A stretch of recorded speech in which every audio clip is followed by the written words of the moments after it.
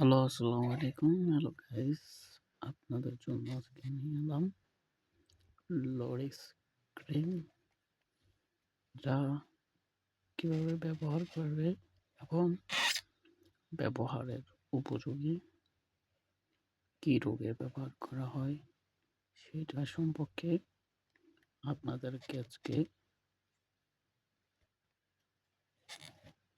বলবো।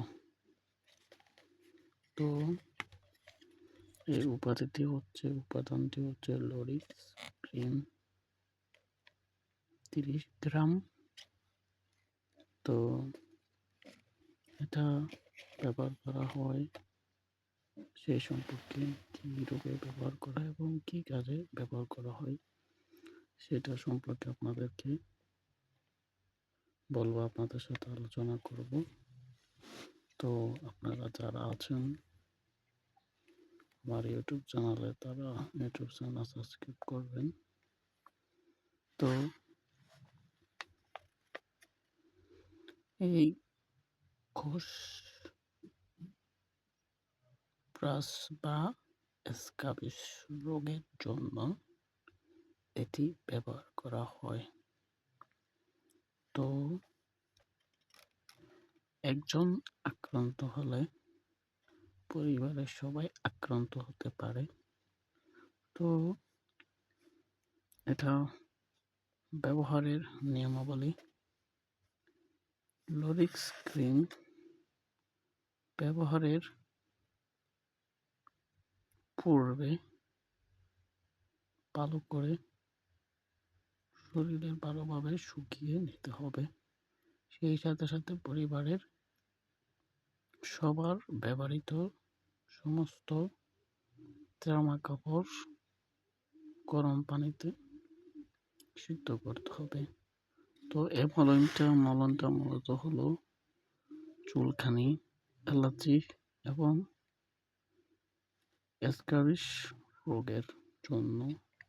এটি সারা শরীরে গোসল করবার পর এবং ভালোভাবে গা শুকিয়ে এটি শরীরের গলা থেকে তালু পর্যন্ত লাগাতে হবে।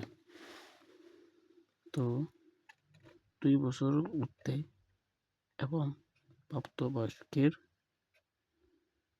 ক্ষেত্রে ঘাড় থেকে শরীরের সমস্ত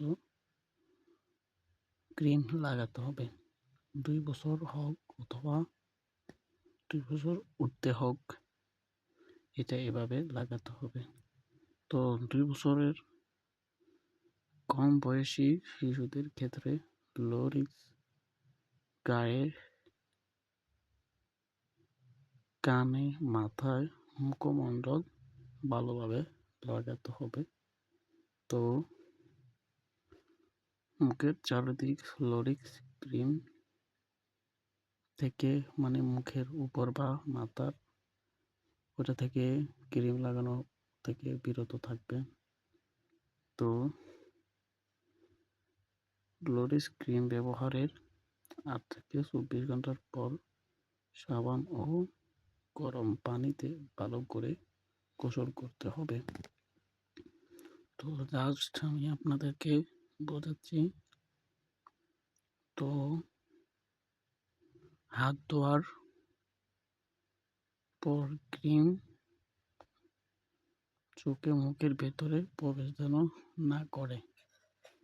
তো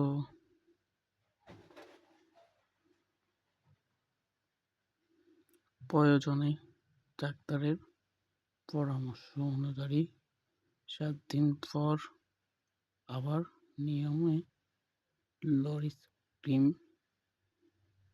ব্যবহার করতে হবে। আমি আপনাদেরকে দেখাই ঘুরিয়ে। তো হচ্ছে লরিক্স ক্রিম, লরিক্স। তো এখানে দেখতে পাচ্ছেন ডেট বা মূল্য 60 টাকা, আর ডেট আছে 25 থেকে 28। কেনার সময় এটা ডেট দেখে কিনবেন।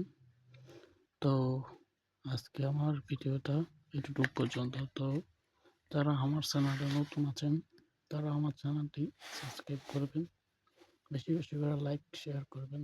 এমডি জুবায়ের হোসেন